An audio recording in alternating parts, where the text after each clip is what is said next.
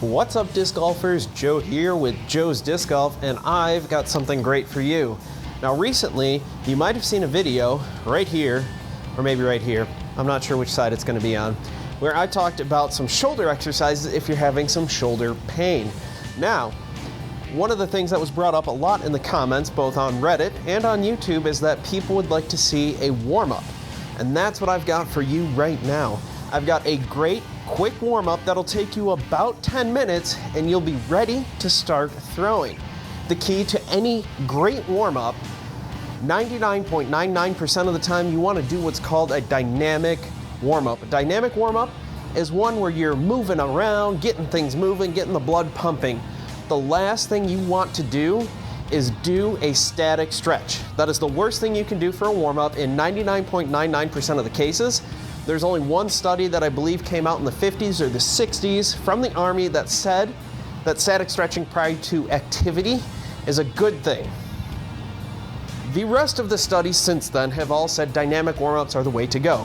Now, you do want to make sure that you have good flexibility, and the way you improve your flexibility is through static stretching. But if you're going to go out and play around out on the course, the last thing you want to do is static stretch. So, I know I've thrown a lot of things out there, static stretching, dynamic stretching. This is going to be a dynamic warm-up ready for disc golf. And these are a few exercises that you can do. You probably did them a long time ago, way back when you're in middle school, in grade school, and high school. For some of us, that was a long time ago. For some of you, that's probably tomorrow at gym class, because let's look at some of the pros that are out there that are turning 16 on tour. Craziness. Craziness. But enough of that. What I like to do is start out with some lower body warm-ups. I like to work from the bottom up. That's just a personal preference. You could start from the top down. It really doesn't matter totally if you start with the lower body or the upper body first. But what you really want to do is just hit all these exercises, most likely in the order that I'm going to have you do them in. So I like to work global to local, so big muscle groups to little muscle groups. So what we're going to start with is our lower body. So what you want to do, what I like to do, is do about 20 butt kicks. And when I say 20 butt kicks, I mean 20 with one foot, so I only count the one side. Normally what I do is when I have more space, when I'm out at the course, I'll go out and I'll go 1, 2, 3, 4, do 10 going down, 10 coming back. Nice and simple. You want to make sure, and this is something I forgot to put at the beginning, you want to make sure that you are able to do these physical activities. Some of my older disc golfers out there, you might not be able to do some butt kicks, but just getting the legs moving, trying to do that the best you can. If you have to hold on to a wall, hold on to a bench, hold on to a tree, that's fine. You can just grab something and just go one leg at a time, do 10, go the other side, go 10. That's fine, that works. The next thing I want you to do are high knees. So same thing with butt kicks. I do 20, I go 10 out, 10 back, only counting one leg. So whatever leg is the opposite side I start on, I go the other side. So if I start on my left leg right here, I go 1, 2, 3. Every time my right leg comes up, that's another one. So nice and simple, just gets the blood flowing here, gets everything going, gets everything here going.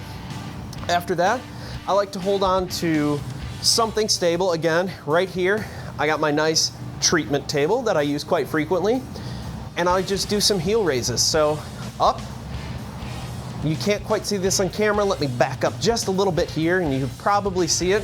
One-man camera show here. Forgive me if you can't see it, but all I'm doing is I'm going up on my toes and back down. Up on my toes, back down. Getting my heels off the ground. You want to do 10 to 20 of those.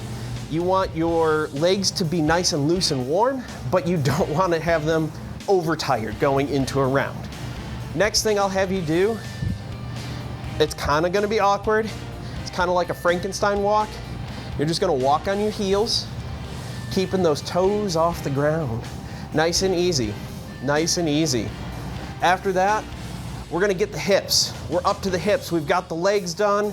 We got the calves done. We kind of got the ankles done. We're gonna do what I like to call opening the gate.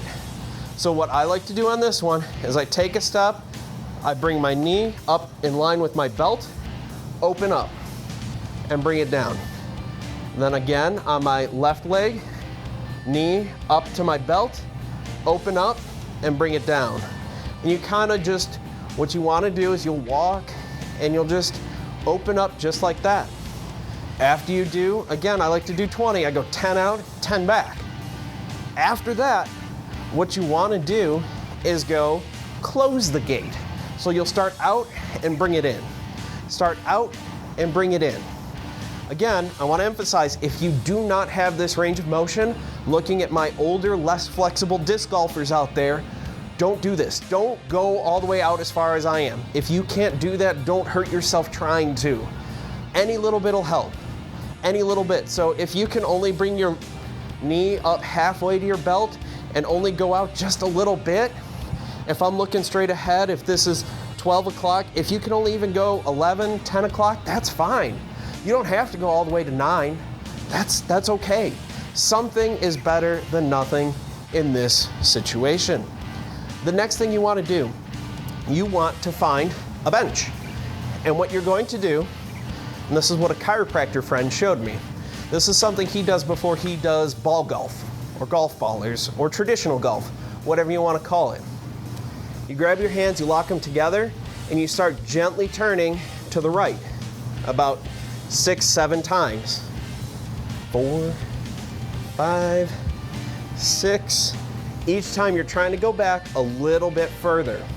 Once you get up to about 6, 7, 8, 9, after that you go 4 with everything you got. And then you're going to repeat, going to the left. So same thing, go nice and slow, nice and easy, trying to get further over each time. Usually my feet are on the ground, so that helps. What you really want to do is lock that pelvis in. It gets your spine nice and tight, or nice and loose and limber, able to move like that. Where if you're trying to do this standing, trying to do this somewhere else, even with my feet off the ground, I can feel my pelvis, my butt sliding around a little bit. So what you want to do is just try and try and try to keep that locked in. Again, nice and easy, just going over to the left, just like that. And then on those last couple ones, you really give it and get things going. Because if you really think about it, on your reach back, you're not going back that hard, but as you pull through, you're going hard. So it's something easy to just try to get things warmed up a little bit more as we go along. So nice and easy, nice and loose. Same thing, that forehand. If you're really getting into it, if you're a power forehand player like me, you're really getting a lot of snap there, and you have to get that trunk rotation, get everything nice and loose so you don't hurt your back. The next exercise I like to do, I call them huggers. They're nice and easy. I do about 10 of them. Bring my arms out and I hug myself. Just like that, 10 times.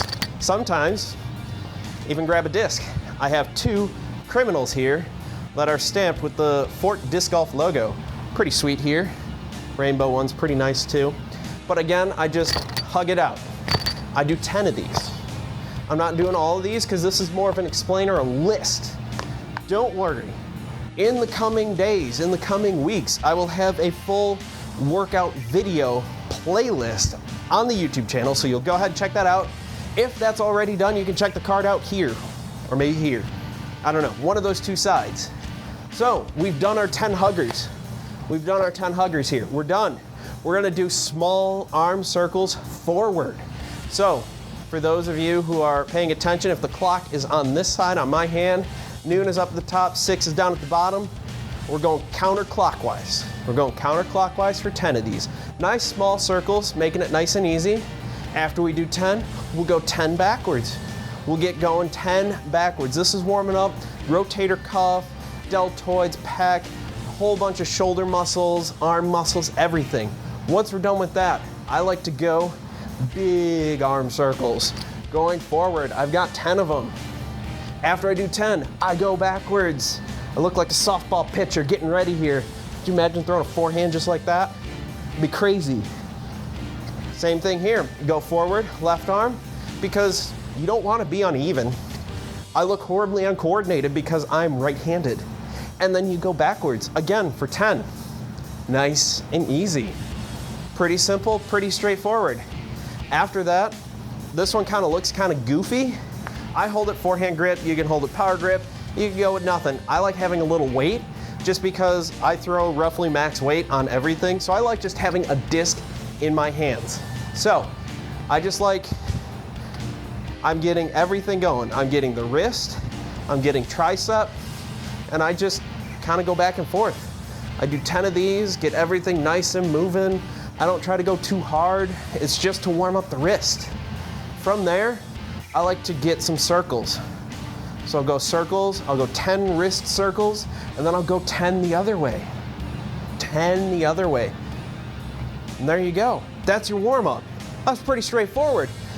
Before you get crazy, now you don't want to go out and throw max throw. You don't want to go for max distance. Yes, you're warmed up to warm up.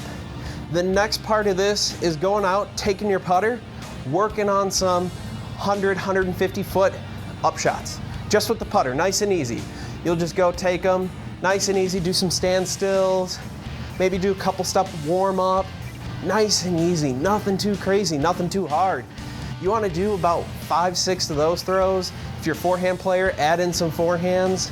Then I like to try to throw 200-ish feet, try to get a little bit more. Now for those of you who can't throw necessarily that far, I would say throw around 50%.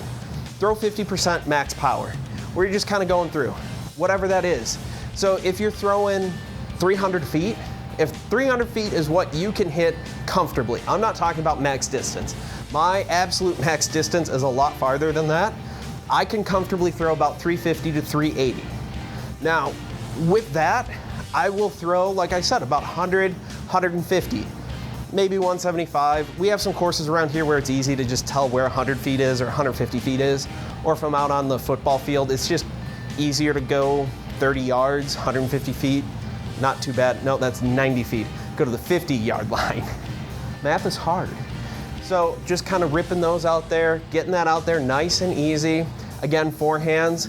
From there, you'll build up to like 75-ish%.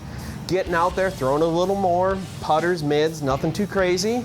And then after that, after you're good and warm, after you've had about 15 or so, at least 15 warm-up throws, then get out there and go. Now it's gonna feel weird. You're gonna feel a little weird doing this warm-up, getting out there and doing this in front of other people. That's perfectly normal. I still get weird looks. But then I go out there and instead of taking 2 or 3 holes to warm up, I'm ready to go on hole 1. So you can't afford in a tournament or a casual round or whatever to not perform at your best. And doing a warm-up like this will help you perform at your best. Now, if you have any questions, email me, joe@joesdiscgolf.com, or shoot me a message on Twitter, on Facebook, Instagram, Joe's Disc Golf, all at Joe's Disc Golf.